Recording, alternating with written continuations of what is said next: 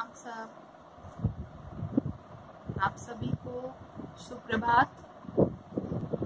स्वस्थ रहिएगा और सुरक्षित रहिए। पिछले चैप्टर में हम लोगों ने पिछले वीडियो में हम लोगों ने ज्वार भाटा आदि के बारे में पढ़ा था।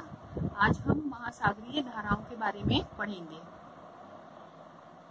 आपको पता है धाराएं जो होती हैं, चाहे वो नदी की हों, सबकी गति बहुत तेज होती है, लेकिन हमारे जो महासागर की जो धाराएं होती हैं, देखिए उनकी गति बहुत तेज होती है और वो बहुत अधिक शक्तिशाली होती हैं। ठीक है, बहुत ज्यादा इनका बहाव होता है और बहुत स्ट्रॉन्ग वेव्स होती हैं, जिनके कारण क्या होता है कि बहुत बहुत किलोमीटर तक कुछ भी ये अपने साथ बहाकर ले जा सकती हैं। ठीक है, अब महासागर जो हैं उनमें दो तरह का प्रवाह होता है बेटा। क्लियर है? दो प्रवाह होते हैं उनमें, एक होता है धारा और एक होता है प्रवाह। जो धारा होती है उसकी गति बहुत तीव्र होती है। ठीक है, जो धारा होती है उसकी गति बहुत तीव्र होती है और एक निश्चित दिशा में वो नदी की तरह बहती है। क्लियर? यानी कि महासागरों में एक निश्चित दिशा में नदी की तरह बहते जल को महासागरीय धारा कहते हैं। क्लियर हुई बात? बहुत तेज गति में एक निश्चित दिशा में जो पानी बह रहा है नदी की तरह, वो क्या कहलाएगी? महासागर की धारा कहलाएगी। ये धाराएं कम चौड़ी होती हैं, इसीलिए बहुत तेज गति से बहती हैं और इनकी गति तीव्र होती है, या ये तेज धार वाली होती हैं। इनके रास्ते में जो भी चीजें आ जाती हैं वो इनके साथ में बहती हुई चली जाती हैं। ठीक है, और इनकी जो गति होती है वो 2 से 10 किलोमीटर प्रति घंटे की हो सकती है। यानी ये 2 किलोमीटर प्रति घंटा भी चल सकती हैं, ये 5 किलोमीटर प्रति घंटे की रफ्तार से भी चल सकती हैं और ये 10 किलोमीटर प्रति घंटे की रफ्तार से भी चल सकती हैं। अब 10 किलोमीटर प्रति घंटे का मतलब हुआ कि 1 घंटे में 10 किलोमीटर चलना।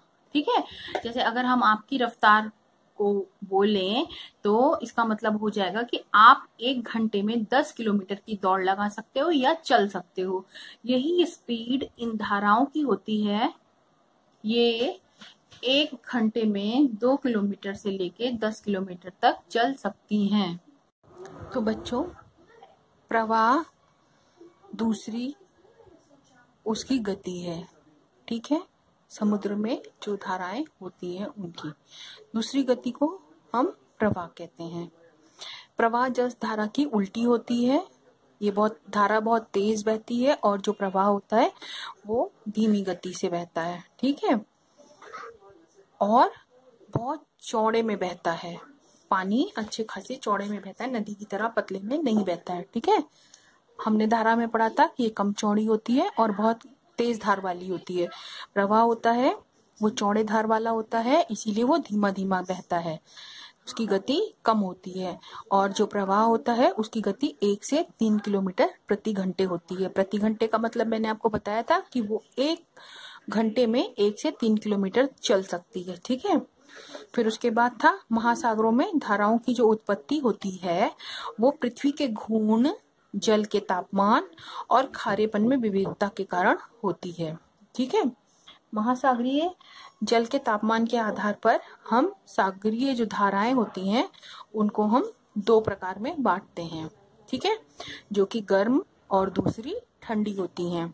तो हम सबसे पहले गर्म जलधारा के बारे में पढ़ेंगे। गर्म जलधाराएं वो होती हैं जो विषुवत रेखा से ध्रुवों की ओर को चलती हैं। देखिए, पीछे के चैप्टर में हमने आपको बताया था कि ये हमारी पृथ्वी है। ठीक है, ये हमारी भूमध्य रेखा है 0 डिग्री की। क्लियर है? ये हमारा ध्रुव है 90 डिग्री उत्तरी अक्षांश और दक्षिणी अक्षांश में। तो जो गर्म जलधाराएं होती हैं वो किधर से किधर को बहती हैं, गर्म क्षेत्रों, यानी ये क्षेत्र हमारे सब, ये जो भूमध्य रेखा के पास वाले क्षेत्र हैं ये गर्म होते हैं, क्योंकि सूर्य की जो किरणें होती हैं वो इन पर सीधी पड़ती हैं, जिसकी वजह से यहाँ पर गर्मी अधिक होती है। ठीक है, तो जो धाराएं इधर से भूमध्य रेखा से ध्रुवों की ओर को बहती हैं, ठीक है, जो धाराएं भूमध्य रेखा से ध्रुवों की ओर को बहती हैं या गर्म क्षेत्रों से ठंडे क्षेत्रों की ओर को बहती हैं, ठीक है, दोनों तरफ ठंडे क्षेत्र हैं, उनको हम गर्म जल धाराएं कहते हैं। इन्हें गर्म जल धारा हम क्यों कहते हैं? क्योंकि इनका जल भूमध्य रेखा के पास से या गर्म क्षेत्रों से होकर के निकलता है, इसलिए ये जल गर्म होता है और इसी गर्म जल के कारण इनको हम गर्म जल धाराएं कहते हैं। ठीक है, इसके बाद में हमारी दूसरी आती है ठंडी जल धारा। ठीक है, इसी तरह से जो धाराएं ध्रुवों की ओर से, ठीक है, मीन्स ठंडे क्षेत्रों से, ये हमारे ध्रुव हैं, जो धाराएं इन ठंडे क्षेत्रों से या ध्रुवों की ओर से विषुवत रेखा की ओर को जाती हैं, मीन्स ये इक्वेटर पर जाती हैं, ठीक है, इधर को आती हैं, इस तरफ को, उनको हम क्या कहते हैं? ठंडी जल धाराएं कहते हैं। ठीक है, क्योंकि वो ठंडे क्षेत्रों से आ रही है इसलिए उनका पानी कैसा होता है बेटा? ठंडा होता है, इसलिए वो ठंडी जल धाराएं कहलाती हैं। ठीक, ये तो हो गई आपकी दो तरह की जल धाराएं। क्लियर? अब इसके बाद में विश्व में जो प्रमुख जलधाराएं हैं हम उनके बारे में पढ़ेंगे। ठीक है, विश्व में बहुत सारी प्रमुख जलधाराएं हैं, लेकिन यहाँ आपके कोर्स में 4 जलधाराएं दी हुई हैं, हम उन 4 जलधाराओं के बारे में आपको बताते हैं। ठीक है, वैसे तो बहुत सारी हैं, बहुत सारी ठंडी भी हैं, बहुत सारी गर्म भी हैं, लेकिन यहाँ पर 4 जलधाराएं दी हैं, जिनमें आपकी 2 ठंडी है और 2 गर्म के बारे में आपको जानना है। पहली हमारी गल्फ स्ट्रीम है। ठीक है, ये देखिए, ये गल्फ स्ट्रीम है, ध्यान से देखिएगा, ये देखिए, ये है, ये यहाँ विषुवत रेखा के, ये देखिए विषुवत रेखा के पास से निकल रही है। ठीक है, ये गर्म जलधारा होती है, गल्फ स्ट्रीम की जलधारा गर्म जलधारा है। ये आपका अटलांटिक महासागर है और ये इसकी मुख्य जलधारा है। ठीक है, ये वाला हिस्सा आपका अटलांटिक महासागर का हिस्सा है, ये अभी पीछे हमने आपको बताया था जब सागर बताए थे। तो ये हमारा अटलांटिक महासागर है और गल्फ स्ट्रीम इसकी मुख्य जलधारा है, जो कि गर्म जलधारा है। ठीक है, ये जो गल्फ स्ट्रीम है, ठीक है, ये यहाँ अमेरिका महाद्वीप के पास से मैक्सिको की खाड़ी से उत्पन्न होती है और ऊपर की ओर, उत्तर की ओर को चलते हुए ध्रुवों की ओर को चली जाती है। ठीक है, क्लियर है इतनी बात? यहाँ उत्तरी अमेरिका के पास मैक्सिको की खाड़ी से ये होती है, निकलती है और उत्तर की ओर बहती है। क्लियर है? फिर हमने आपको पीछे पछुआ पवन और व्यापारिक पवनें पढ़ाई थी। ये क्षेत्र हमारा व्यापारिक पवनों का है, इसके ऊपर पछुआ पवनों का है। पछुआ पवनों के जब ये प्रभाव में यहाँ आती हैं ऊपर उत्तर की ओर आने पर, तो क्या होता है? ये अचानक से मुड़ जाती हैं, किधर को? पूर्व दिशा की ओर। ठीक है, पछुआ पवनों के प्रभाव में यहाँ उनसे मिलने के कारण ये पूर्व की ओर अचानक को मुड़ जाती हैं। क्लियर है? और यूरोप महाद्वीप के पश्चिमी तट पर पहुंचती हैं। ठीक, ये यूरोप है, दिख रहा है आपको, ये इसका पूर्वी तट था उत्तरी अमेरिका का और ये यूरोप का पश्चिमी तट है। यहाँ से पूर्वी तट से निकल करके ये यूरोप के पश्चिमी तट को पहुंचती है। तो ये आपकी गल्फ स्ट्रीम जलधारा है, विषुवत रेखा से निकलने वाली है, अटलांटिक महासागर की मुख्य जलधारा है और उत्तरी अमेरिका के मैक्सिको की खाड़ी से ही निकल करके उत्तर की ओर चलती है। आगे जाने पर ये पछुआ पवनों के प्रभाव में आकर के यूरोप के पश्चिमी तट या यूरोप की तरफ को मुड़ जाती है, आप ये भी कह सकते हैं। ठीक है, उसके बाद में आपकी सेकंड जलधारा है लैब्राडोर की जलधारा, वो ये है, देखिए यहाँ इस जगह पर। ठीक है, लैब्राडोर की जलधारा ये आपकी गर्म जलधारा थी, ध्यान रखिएगा, और ये जो पर्पल कलर से मैंने बनाई हैं ये दोनों गर्म जलधाराएं हैं और जो रेड कलर से बनी हुई हैं वो ठंडी जलधाराएं हैं। ठीक है, अब हम लेब्राडोर के बारे में पढ़ेंगे। लेब्राडोर जो जलधारा है हमारी वो ठंडी जलधारा है, ठीक है। ये आपका उत्तरी महासागर है, या इसको हम आर्कटिक महासागर भी कहते हैं। क्या भी कहते हैं? आर्कटिक महासागर भी हम इसको कहते हैं, ठीक है। तो हमारी जो लेब्राडोर की जो जलधारा है वो आर्कटिक महासागर से उत्पन्न होकर, यहां से उत्पन्न होकर के, ठीक है, और न्यू फाउंडलैंड के पास से घूम करके आकर के ये गल्फ स्ट्रीम जलधारा में मिल जाती है, ठीक है। ये यहाँ आकर के मिलती है, किसमें? गल्फ स्ट्रीम जलधारा में। कौन सी जलधारा मिलती है? लेब्राडोर की ठंडी जलधारा आकर के न्यू फाउंडलैंड के पास गल्फ स्ट्रीम की गर्म जलधारा में मिल जाती है। यह कनाडा के लेब्राडोर पठार के पूर्वी तट से यहाँ पर है, निकलती है, इसीलिए उसी के नाम पर इसको लेब्राडोर की जलधारा भी हम कहते हैं। क्लियर है बेटा? ठीक है। और जो लेब्राडोर की जो ठंडी जलधारा है उसके साथ में बर्फ के बड़े बड़े टुकड़े, क्योंकि ये ठंडे क्षेत्रों से आ रही है इसलिए इसके साथ में बर्फ भी आती है। बर्फ के बड़े बड़े टुकड़े या खंड आते हैं जिनको कि हम आइसबर्ग कहते हैं। तो जो आइसबर्ग होते हैं वो न्यू फाउंडलैंड तक आ जाते हैं, ठीक है। अब आइसबर्ग समझ में आ गया ना आपको? बर्फ के बड़े बड़े टुकड़े। ये हमारी हो गई सेकंड जलधारा, ठीक है। ये ठंडी है और ये गर्म है। अब इसके बाद हम पढ़ेंगे क्यूरोशियो की जलधारा। ये रही, ये यहाँ पर बहती है जापान के तट पर, ठीक है। अब ये जो क्यूरोशियो की जलधारा है ये आपका प्रशांत महासागर है, वहां पर है, ठीक है। इसकी उत्पत्ति फिलीपींस के पास होती है। यह भी गर्म जलधारा है क्योंकि ये भी विषुवत रेखा से निकलती है और यहाँ पानी गर्म होता है, इसलिए ये गर्म जलधारा है, ठीक है। और जो जापान के तट पर आती है, यहाँ विषुवत रेखा से निकलकर ये जापान के तट के पास पहुंचती है और ये भी पछुआ पवनों के प्रभाव में आकर के पूर्वी तट की ओर मुड़ जाती है, ठीक है। समझ में आ गया बच्चों? क्या होता है? पूर्वी तट यहाँ आती है जापान के तट से निकल करके और पछुआ पवनों के प्रभाव में आने के कारण पूर्व दिशा में ये ऐसे मुड़ जाती है। मुड़ने से क्या होता है कि यहां से ये चल करके, ठीक है, मैंने आपको बताया था ये वाला हिस्सा, मैं आपका ये वाला हिस्सा और ये वाला हिस्सा दोनों ऐसे हम राउंड करेंगे तो ये इस तरीके से देखिए हमको जुड़ा हुआ मिलेगा। जैसे हमारा ग्लोब हमको दिखता है, ये देखिए इस तरीके से, ठीक है। जब हम इसको जोड़ लेंगे तो ये इस तरीके से हमको दिखाई देगा, देखिए, ठीक है बेटा। तो ये जलधारा यहाँ विषुवत रेखा से निकल करके जापान के तट के पास से आगे बढ़ती है उत्तर की ओर और पछुआ पवनों के प्रभाव में आने के कारण ये पश्चिम की ओर, पूर्व की ओर को मुड़ जाती है और पूर्व की ओर मुड़ करके ये अमेरिका, उत्तरी अमेरिका के पश्चिमी तट पर पहुंचती है, ठीक है। ऐसे घूम करके इस तरीके से, ये देखिए ऐसे घूम करके ये, ठीक है, क्लियर है। ऐसे घूम करके ये उत्तरी अमेरिका के पश्चिमी तट पर पहुंचती है और यहाँ कैलिफोर्निया के पास, कैलिफोर्निया की खाड़ी में पहुंचती है, ठीक है। इसी कैलिफोर्निया की खाड़ी के नाम से ही यहां से निकलने वाली क्यूरोशियो जो जलधारा है वो कैलिफोर्निया की खाड़ी के पास आकर के कैलिफोर्निया धारा बन जाती है। क्लियर है? क्या बन जाती है? कैलिफोर्निया की धारा। और ये प्रशांत महासागर की धारा है, ठीक है। क्लियर है? अब हम आगे चलते हैं क्यूराइल की जलधारा के पास। ये हमारी क्यूराइल की जलधारा है ठंडी, फिर ये हमारी वापस ठंडी जलधारा है, ठीक है। और ये भी आर्कटिक महासागर से निकलती है, ठीक है। और आर्कटिक महासागर ध्रुवों के पास है और वहां का जल ठंडा होता है, इसलिए ये ठंडी जलधारा है।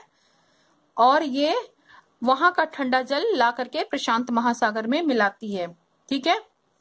तो ये जो ठंडी जलधारा है ये यहाँ आकर के गर्म जलधारा के साथ में मिलती है तो ये कोहरा उत्पन्न करती है, ठीक है। गर्म और ठंडा मिलकर के कोहरा उत्पन्न करता है।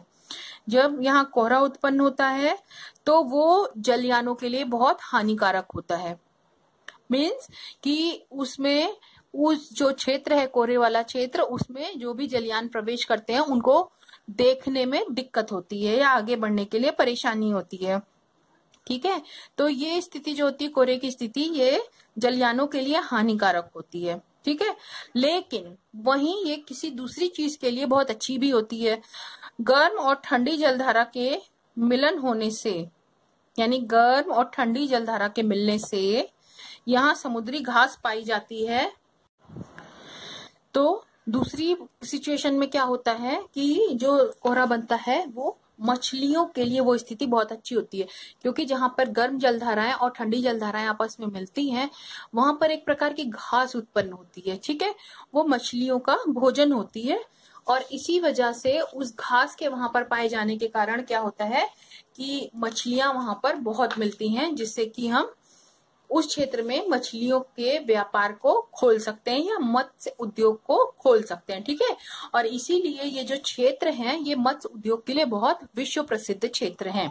ठीक है, अब इतनी बात हो गई। अब इसके बाद हम बात करेंगे कि जो जलधाराओं का जो तटीय क्षेत्र है, यानी जो तट का क्षेत्र है, उस पर इनका क्या प्रभाव पड़ता है। ठीक है, उसमें सबसे पहला जो प्रभाव है वो ये पड़ता है बच्चों कि ये जो धाराएं होती हैं जिन भी तटीय क्षेत्रों के पास से होकर के गुजरती हैं, उनके आसपास या तट का जो क्षेत्र होता है उसके वहां की जलवायु को बहुत प्रभावित करती हैं। ठीक है, जैसे सपोज करिए अगर गर्म क्षेत्र के पास से निकल रही हैं ठंडी जलधाराएं, क्या चीज बोली मैंने, गर्म जल क्षेत्र के पास से अगर ठंडी जलधाराएं निकल रही हैं तो वो वहां की गर्म तापमान को कम करके ठंडा करेंगी। ठीक है, और अगर गर्म जलधाराएं ठंडे क्षेत्रों के पास से होकर के निकल रही हैं तो वो वहां के मौसम में परिवर्तन करेंगी और वहां को गर्म करेंगी, ठंड को कम करके वहां के तापमान को बढ़ाएंगी। ठीक है, जिससे क्या होगा, वहां गर्मी अनुभव होगी। तो ये जो जलधाराएं होती हैं ये उस तट क्षेत्र से निकलने पर वहां के मौसम और जलवायु को परिवर्तित करती हैं। ठीक है, ये अच्छे प्रभाव भी डालती हैं यानी लाभकारी प्रभाव भी डालती हैं, और ये खराब प्रभाव भी डालती हैं यानी कि हानिकारक इनके प्रभाव भी होते हैं। गर्म जलधाराओं के ऊपर चलने से ये नमी प्राप्त करती हैं। ठीक है, अगर ये गर्म जलधाराओं के ऊपर से निकल रही हवाएं तो क्या होता है, वो नमी ले लेती हैं, भाप एब्जॉर्ब कर लेती हैं और उन क्षेत्रों पे बहुत भारी मात्रा में वर्षा करती हैं। और इसके ठीक विपरीत क्या होता है कि अगर ठंडी जलधाराएं हैं तो वहां की वो वर्षा को रोकती हैं, क्योंकि उनमें आर्द्रता की कमी हो जाती है, जिससे कि वहां मरुस्थल जैसी स्थिति उत्पन्न होती है, यानी कि वहां बारिश कम होने से सूखा पड़ने लगता है। नेक्स्ट प्रभाव क्या पड़ता है कि गर्म जो जलधाराएं हैं उनके प्रभाव के कारण ठंडे स्थानों पे बंदरगाह साल भर खुले रहते हैं। मीन्स अगर वहां ठंडी जलधाराएं ही मिलेंगी तो वहां बर्फ जम जाएगी। ठीक है, गर्म जलधाराओं के वहां तक पहुंचने के कारण जो तट क्षेत्र हैं उनमें पानी बर्फ के रूप में जमा नहीं हो पाता और जहाज आसानी से तट तक पहुंच पाते हैं। फिर नेक्स्ट बात है, गर्म तथा ठंडी जो जलधाराएं जहां पर मिलती हैं वहां पर कोहरा पड़ता है। अभी हमने बता दिया इसका नुकसान क्या है कि वहां जो जलयान आते जाते हैं उनको परेशानी होती है। नेक्स्ट इसका प्रभाव क्या है, ये अच्छी बात है, लाभ इससे मिलता है कि जहां पर कोहरा पड़ता है दोनों के मिलन के स्थिति में वहां पर मछलियों के लिए एक आदर्श स्थिति होती है, क्योंकि वहां प्लैंकटन नाम की एक घास पाई जाती है, जिसकी अभी हमने पीछे बात की कि एक बहुत घास मिलती है जो मछलियों का बहुत प्रिय भोजन है, उसका नाम होता है प्लैंकटन, याद रखिएगा। ठीक है, उसका नाम क्या है, प्लैंकटन, और वो मछलियों को घास बहुत प्रिय होती है। इसी वजह से उस क्षेत्र में मछलियां बहुत पाई जाती हैं और ऐसे क्षेत्रों में मत्स्य केंद्र भी मिलते हैं। उसके अलावा अगला नुकसान उससे क्या होता है, जो ठंडी जलधाराएं होती हैं उनमें बड़े बड़े हिमखंड यानी आइसबर्ग, अभी मैंने बताया बड़े बड़े हिम की शिलाएं, बर्फ के टुकड़े मिलते हैं, जिनसे क्या होता है अगर जलयान टकरा जाते हैं तो वो क्षतिग्रस्त हो जाते हैं या टूट फूट जाते हैं। ठीक है, ये तो हो गए जलीय धाराओं के तटीय क्षेत्र पर प्रभाव। इसके बाद में है सुनामी। नेक्स्ट जलधारा का नाम है सुनामी। महासागरीय जल की ये एक अन्य और गति है, और जो सुनामी शब्द है वो जापानी शब्द है। ठीक है, इसका अर्थ होता है विनाश, विनाशकारी होना या विनाश करना। समुद्र की जो तलहटी होती है, ये तरंगे कब उत्पन्न होती हैं, जो समुद्र की जो तलहटी होती है, इन्हें तल होता है जिस पर समुद्र की चीजें टिकी होती है। जैसे हम धरती पर टिके हैं तो वहां समुद्र के अंदर के पेड़ पौधे किस पर टिके हैं, वो उस तलहटी पे टिके हैं। ठीक है, उस तलहटी में जब भूकंप आ जाता है तब सुनामी लहरें उत्पन्न होती हैं, और ये तटीय भागों पर बहुत विनाशकारी प्रभाव छोड़ती हैं, क्योंकि ये बहुत ऊंची ऊंची उठती हैं। ठीक है, इसी तरीके का एक एग्जाम्पल हमारे ही देश में 26 जनवरी 2004 को आया था सुनामी लहरें, ठीक, और उससे बहुत नुकसान हुआ था। इसके अलावा कुछ चीजें और हैं इस चैप्टर में आपके जानने के लिए, जिनको आप समझ लीजिए और आपको याद भी रखना है, ठीक है। जैसे समुद्र की जो तलहटी है वो एक बराबर नहीं है, जैसे आपकी जमीन एक बराबर नहीं है ना, सीधी स्ट्रेट। आपकी जमीन कैसी है, कहीं ऐसी है कहीं ऐसी है, इसी तरीके से जो समुद्र की तलहटी है वो भी समान नहीं है, उबड़ खाबड़ है, जैसे हमारी जमीन है। समुद्र के अंदर बहुत अधिक लंबाई वाले पर्वत जैसे हमारे यहाँ जमीन पर ऊपर पाए जाते हैं, उसी तरीके से समुद्र के अंदर भी बहुत ऊंचाई या लंबाई वाले पर्वत, अधिकतम गहराई वाली खाइयां यानी बहुत गहरी गहरी खाइयां, ठीक है, और बड़े बड़े विशाल मैदान, जैसे हमारे यहाँ पर्वत, ये खाइयां, गड्ढे और ये विशाल मैदान पाए जाते हैं, इसी तरीके से समुद्र के अंदर भी पाए जाते हैं। इसके अलावा महाद्वीपीय जो किनारे होते हैं वो, उस पर भी जो महाद्वीपीय किनारा होता है उस पर भी बहुत आकृतियां मिलती हैं, जिनमें हमारे महाद्वीपीय मग्न तट हैं, महाद्वीपीय मग्न ढाल हैं, गहरा सागरीय मैदान है तथा महासागरीय गर्त हैं, ठीक है। इनके ये आपको याद कर लीजिएगा कि जो तटीय क्षेत्र है उस पर ये सब मिलते हैं। बाकी डिटेल में हम इसके बारे में नेक्स्ट क्लास में पढ़ेंगे, ठीक है। पवनों की तरह ही धाराएं भी उत्तरी गोलार्ध में, जैसे पवन मैंने बताया था ना, मुड़ जाती हैं अपने दाहिने तरफ और बाएं तरफ, इसी तरीके से उत्तरी गोलार्ध में अपने दाहिने तरफ तथा दक्षिणी गोलार्ध में अपने बाएं तरफ मुड़ जाती हैं, ठीक है। इसके अलावा मेन जानने वाली चीजों में ये हैं आपके कुछ चीजें जिनमें आपको जानना है कि विश्व के जो कुल पानी का भंडार है उसका 1% पानी ही ताजे जल के रूप में है, और वो हमें कहाँ उपलब्ध है, नदियों में, झीलों में, भूमिगत जल के रूप में या जलाशय नदियों में उपलब्ध है। ये हमने स्टार्टिंग में चैप्टर स्टार्ट करते समय ही आपको बताया था, ठीक है। फिर पृथ्वी पर जो जल है सारा, ठीक है, वो भाप के रूप में उड़ करके वायुमंडल में पहुंचता है और वहां से वर्षा के रूप में फिर वापस नीचे बादल बन करके संघनन हो करके वर्षा के रूप में फिर वो हमारे पास नीचे समुद्री सतह पर आ जाता है। तो वो कहीं पर भी रुकता नहीं है, ठीक है। जल द्रव्य से वाष्प, वाष्प से द्रव्य अवस्था में चलता रहता है और ये चक्र हमारा जल चक्र कहलाता है, ठीक है। तुर्की भाषा में वान झील विश्व की सबसे अधिक खारी झील है। खारी मतलब तुर्की की जो वान झील है वो खारी मतलब बहुत लवण युक्त पानी से बनी हुई है। और जो विश्व का सबसे ऊंचा ज्वार जो आता है वो कनाडा के नोवा स्कोशिया में स्थित फंडी की खाड़ी में आता है। ये सब आपको याद रखना है, ठीक है। यहीं पर आपका चैप्टर खत्म होता है। इसको अच्छे तरीके से पढ़ लीजिएगा, समझ लीजिएगा। कुछ नहीं समझ में आता है तो मुझे बताइएगा और बाकी हम बाद में करेंगे। Thank you.